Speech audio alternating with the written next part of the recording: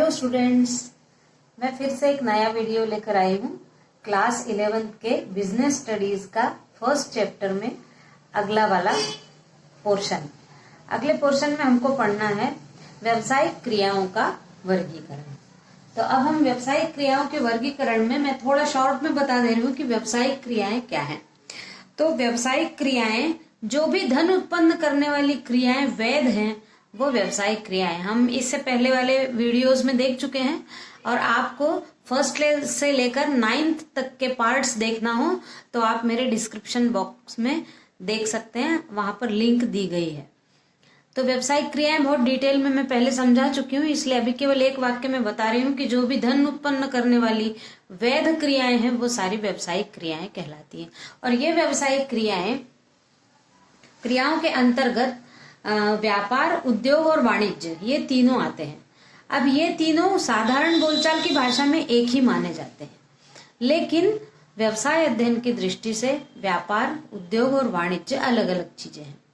व्यापार यानी वस्तुओं का विनिमय, उद्योग यानी वस्तुओं का निर्माण, और वाणिज्य यानी वस्तुओं के निर्माण से लेकर उपभोक्ता तक पहुंचाने की सारी क्रियाएं वाणिज्य के अंतर्गत आती है। तो अब हम ये देखते हैं कि व्यावसायिक क्रियाओं के वर्गीकरण में व्यावसायिक क्रिया को कितने भागों में बांटा गया। तो इनको मुख्य रूप से 2 भागों में बांटा गया है, उद्योग और वाणिज्य। अब उद्योग भी 3 प्रकार के हैं।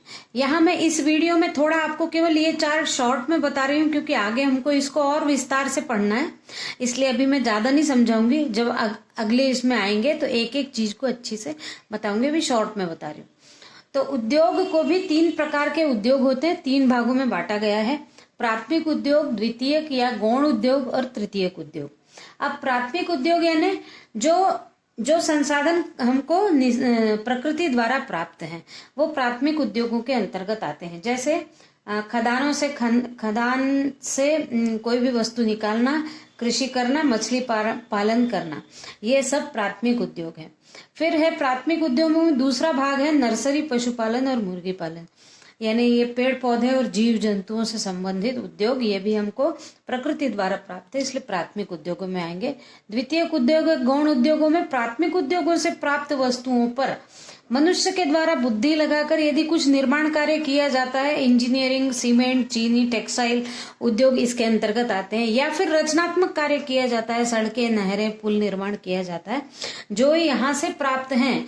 प्राथमिक उद्योगों से प्राप्त कच्चे माल का मनुष्य अपने बुद्धि से कुछ और बनाता है, तो वो द्वितीयक उद्योगों के अंतर्गत आता है। और तृतीय उद्योग यानी ये सेवा वाले उद्योग हैं। अपन ने 10वीं में पढ़ा है सेवा क्षेत्र, उसके अंतर्गत आता है यातायात, बैंकिंग, विज्ञापन, संचार, वित्त, संग्रहण, बीमा, ये सारा तृतीयक उद्योगों के अंतर्गत आता है। तो उद्योग 3 प्रकार के हैं, डिटेल में हम बाद में समझेंगे। फिर है दूसरा व्यावसायिक क्रियाओं के वर्गीकरण में दूसरा है वाणिज्य। वाणिज्य भी 2 प्रकार का है, व्यापार और व्यापार में सहायक। अब व्यापार यानी ट्रेड जो है ये भी 2 प्रकार का है, यानी व्यापार भी 2 प्रकार का होता है। आंतरिक व्यापार यानी देश के ही देश में वस्तुओं का यहाँ से वहां जाना, और विदेशी व्यापार यानी विदेशों में वस्तुओं का जाना और विदेशों से वस्तुओं का आना। ये व्यापार के 2 प्रकार है। इसके बाद व्यापार के सहायक तत्व।